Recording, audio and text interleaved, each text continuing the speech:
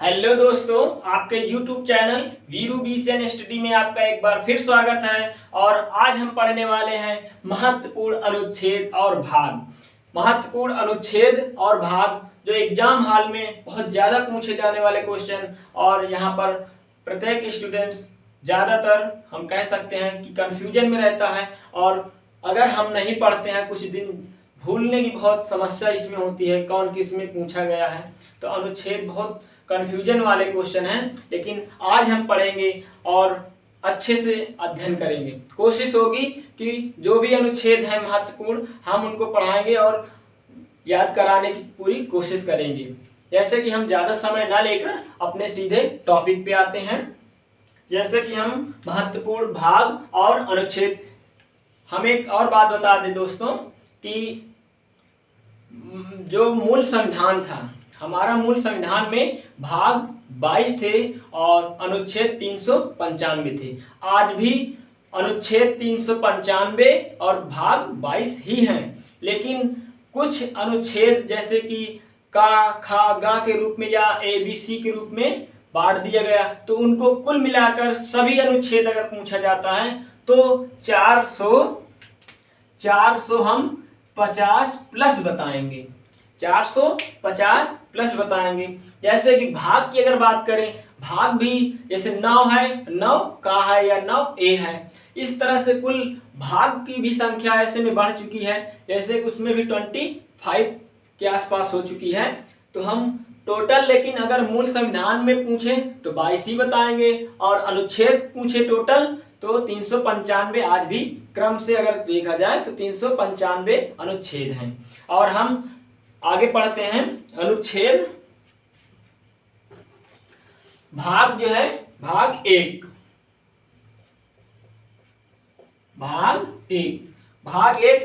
दोस्तों, अनुच्छेद 1 से 4, यानी कि भाग 1 अनुच्छेद 1 से 4 तक है। तो सभी अनुच्छेद इम्पोर्टेंट देखेंगे हम, यानी महत्वपूर्ण जो अनुच्छेद हैं उन्हीं को पढ़ेंगे। अनुच्छेद 1 क्या है?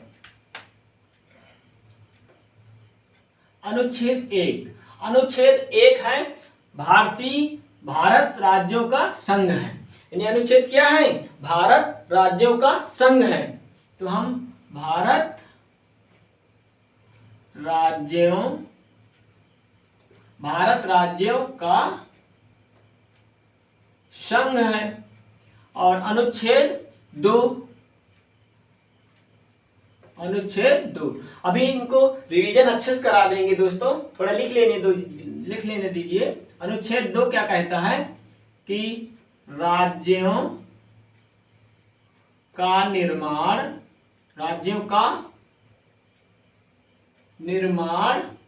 या स्थापना, राज्यों का निर्माण या स्थापना। और अनुच्छेद 3 क्या कहता है? अनुच्छेद 3 कहता है कि नाम या क्षेत्र या निर्माण का प्रावधान है। तो हम एक बार फिर से रिवीजन करते हैं। अनुच्छेद 1 भारत राज्यों का संघ है। भारत राज्यों का संघ है, यानी ग्रुप या समूह नहीं। सीधे पूछता है कि भारत राज्यों का क्या है। ऑप्शन होगा समूह है, ग्रुप है, या संघ है, या और इनमें से कोई नहीं है, ऑप्शन दे सकता है। लेकिन हमें सीधे बताना है भारत राज्यों का संघ है। अनुच्छेद 2 क्या कहता है कि अनुच्छेद कहता है राज्य के निर्माण या स्थापना, यानी कि यदि कोई भारत से बाहर का क्षेत्र किसी दूसरे देश के अंडर में है, वह भारत में शामिल होना चाहता है, तो वह अनुच्छेद 2 के तहत भारत में शामिल किया जाएगा। और अनुच्छेद 3 क्या कहता है कि भारत में नाम या क्षेत्र या सीमा या राज्य का निर्माण में जो भी प्रावधान है वह अनुच्छेद 3 के तहत है। तो अनुच्छेद 3 में ये है। जैसे कि हम एग्जाम्पल में, राज्य अभी अलग हुआ है आंध्र प्रदेश से, जैसे तेलंगाना 2 जून 2014 को। तो ये जो आंध्र प्रदेश से अलग हुआ है तेलंगाना राज्य, यह किस अनुच्छेद के तहत? अनुच्छेद 3 के तहत। तो यहाँ तक समझ में आ गया होगा दोस्तों।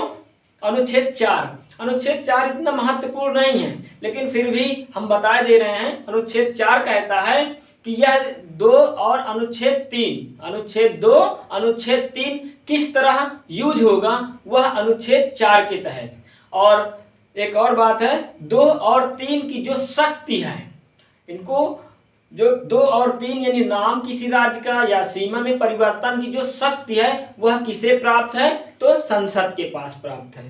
ठीक है दोस्तों, अगला हम पढ़ेंगे भाग, अगला भाग है 2। भाग 2 अनुच्छेद कहां से कहां तक, अनुच्छेद जो है वह है 5 से 11 तक, 5 से 11 तक, अनुच्छेद 5 से 11 तक जो भाग 2 है। और इसमें किस चीज का वर्णन है, तो हम दोस्तों बताएं, भारत में जो अनुभाग 2 है इसमें नागरिकता का प्रावधान है। तो इसके जो अनुच्छेद हैं इतना महत्वपूर्ण नहीं है, लेकिन इसमें जो एक क्वेश्चन बहुत जरूर इसमें पूछा, बहुत अधिक बार पूछा जा चुका है कि नागरिकता का प्रावधान किस भाग में है, तो भाग 2 में है। यह क्वेश्चन बहुत बार पूछा जा चुका है, प्रैक्टिस सेट में लो, exam hall, main exam hall, कहीं एसएससी में या वनडे एग्जाम, कहीं भी ये एग्जाम मतलब ये क्वेश्चन पूछा जा चुका है। यूपी पीसीएस तक में ऐसे एग्जाम में भी ये क्वेश्चन बहुत बार पूछा गया है कि भारत में नागरिकता का प्रावधान किस भाग में है, तो भाग 2 में। और भाग 2 कौन से कहां तक, अनुच्छेद 5 से 11 तक। और इसके जो अनुच्छेद हैं हम एक बार बता दें कि अनुच्छेद में क्या क्या है, तो थोड़ा इसको जानकारी ले लीजिए, कहीं मान लो पूछा जा सकता है।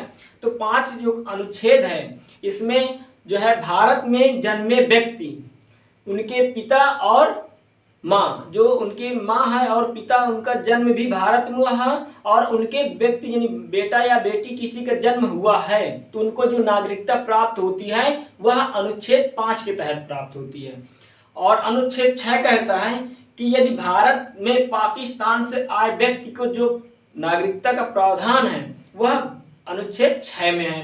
अनुच्छेद 7 कहता है कि भारत से जाने वाले पाकिस्तान में रहने की जो नागरिकता है वह अनुच्छेद 7 के तहत है। अनुच्छेद 8 कहता है कि विदेश में जन्मे व्यक्ति की नागरिकता का जो प्रावधान है वह अनुच्छेद 8 के तहत है। और लेकिन उसमें एक रीजन है कि जो विदेश में जन्मे व्यक्ति, उनकी माँ या पिता कोई एक भारत में जन्म उनका होना अनिवार्य है। तो हम इसी तरीके की ये अनुच्छेद में, इनमें ज़्यादा कुछ खास पूछा नहीं गया कभी। तो हम आगे भाग पढ़ते हैं, भाग 3। भाग 3, भाग 3 दोस्तों कहां से कहां तक अनुच्छेद है, अनुच्छेद 12 से 35, भाग 3 12 से 35। दोस्तों एक चीज और हम भूल गए बताने के लिए, इसमें जो वर्णन है ये नागरिकता का, नागरिकता ये तो दोस्तों बता ही चुके, लेकिन नागरिकता के बारे में थोड़ा बता दें। जो भारत के संविधान में नागरिकता का प्रावधान भारत में है, ये भारत की जो नागरिकता किस प्रकार की है, तो एकल नागरिकता है। और यह किस देश के संविधान से लिया गया है, ये भी बहुत बार पूछा जा चुका है। तो यह ब्रिटेन देश से नागरिकता का प्रावधान लिया गया है। तो यह जरूरी है, ये भी बहुत इंपॉर्टेंट में अपने आप में क्वेश्चन है कि भारत में के संविधान में जो नागरिकता का प्रावधान है किस देश के संविधान से लिया गया, तो ब्रिटेन के देश के संविधान से लिया गया। और कहां पर है, तो भाग 2 अनुच्छेद 5 से 11 तक। चलिए अब अगला हम भाग 3 पढ़ते हैं, अनुच्छेद 12 से 35। तो इसमें हम मौलिक अधिकार पढ़ेंगे। क्या पढ़ेंगे, मौलिक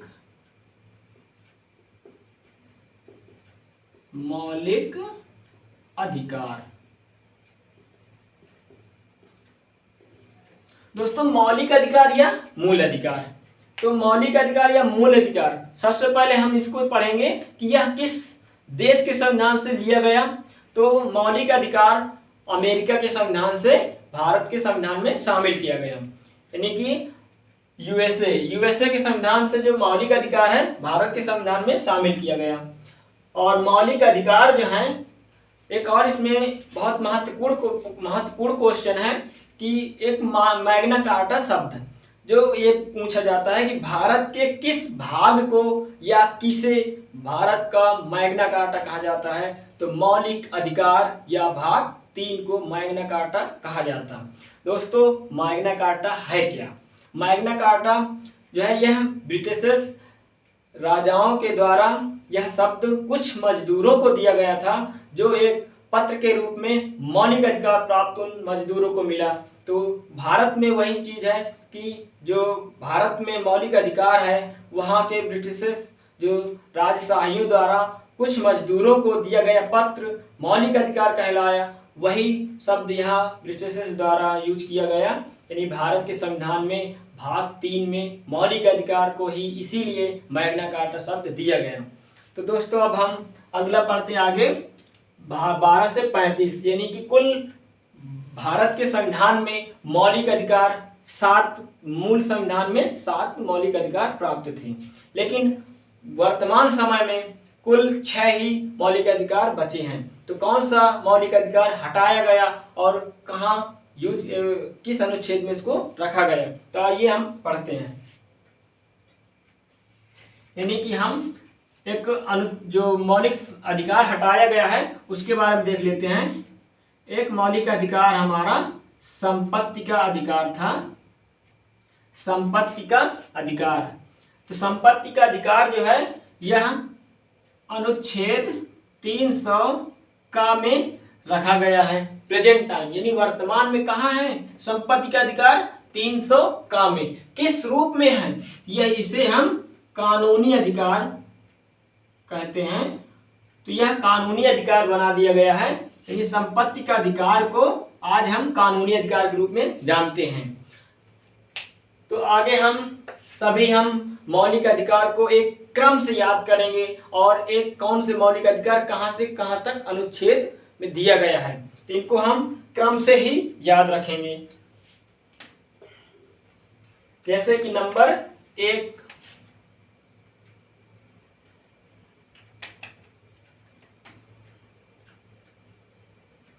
जो फर्स्ट नंबर का जो मौलिक अधिकार है वह है समता या समानता का अधिकार। समता या समानता का अधिकार। समता या समानता का अधिकार किस अनुच्छेद कहां से कहां तक है? तो यह 14 से 18 तक, यानी जो समानता का अधिकार है यह 14 से 18 तक है।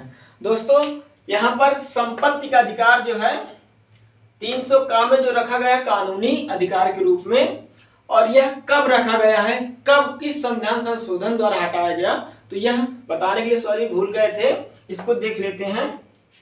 जो संपत्ति का अधिकार था यह 44वें संविधान संशोधन 1978 के तहत हटाया गया, यानी कि 44वें संविधान संशोधन 1978 में संपत्ति के अधिकार को कानूनी अधिकार बना दिया गया है। और किस अनुच्छेद में कानूनी अधिकार के रूप में है, तो 300 का अनुच्छेद में शामिल किया गया है। आइए दोस्तों अब आगे बढ़ते हैं। नंबर 2 जो है यहाँ पर ये स्वतंत्रता का अधिकार है। स्वतंत्रता का अधिकार। स्वतंत्रता का अधिकार किस अनुच्छेद से कहां तक है? ये है 19 से 22 अनुच्छेद तक। स्वतंत्रता का अधिकार अनुच्छेद 19 से 22 तक। और नंबर 3 स्वतंत्रता, नंबर 2 स्वतंत्रता का अधिकार, और नंबर 3 जो है धार्मिक एवं स्वतंत्रता का अधिकार। समता का अधिकार, समानता का अधिकार, स्वतंत्रता का अधिकार और धार्मिक एवं स्वतंत्रता का अधिकार। धार्मिक एवं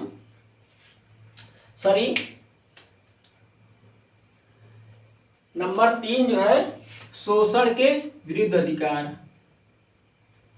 शोषण के विरुद्ध अधिकार। शोषण के विरुद्ध अधिकार यह अनुच्छेद कहां से कहां तक है? तो अनुच्छेद 23 से 24 तक। अनुच्छेद 23 से 24 तक। अगला है अनुच्छेद मूल अधिकार 4 नंबर का। ये है धार्मिक एवं स्वतंत्रता का अधिकार।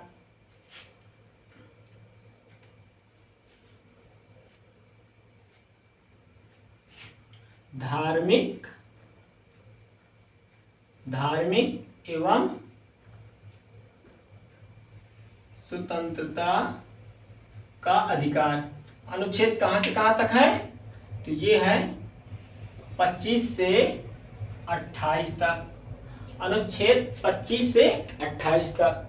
अगला है 5 नंबर सांस्कृतिक एवं शिक्षा का अधिकार। सांस्कृतिक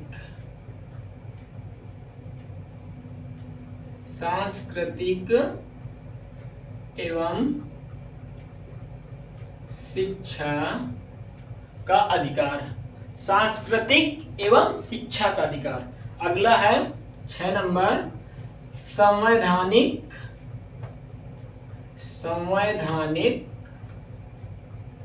उपचारों का अधिकार। संवैधानिक उपचारों का अधिकार। एक मिनट दोस्तों, ये जो सांस्कृतिक एवं शिक्षा का अधिकार है यह अनुच्छेद 29 से 30 तक है। और संवैधानिक उपचारों का अधिकार जो है अनुच्छेद 32 है। तो दोस्तों आज हम पढ़े हैं भाग 1, भाग 2 और भाग 3। और भाग 3 में जो मौलिक अधिकार हैं, इन्हीं की जो 6 मौलिक अधिकार वर्तमान समय में हैं, इन्हीं के अनुच्छेद 14 से, जैसे कि हम पहले जो पहला मौलिक अधिकार है 1 नंबर का, वो है समता या समानता का अधिकार। अनुच्छेद 14 से 18।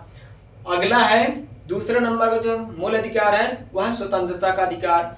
अनुच्छेद 19 से 22 तक है। और अगला है मौलिक अधिकार 3 नंबर का जो है शोषण के विरुद्ध अधिकार। ये है 23 से 24। और अगला है धार्मिक स्वतंत्रता का अधिकार 25 से 28। अगला है सांस्कृतिक एवं शिक्षा का अधिकार अनुच्छेद 29 से 30।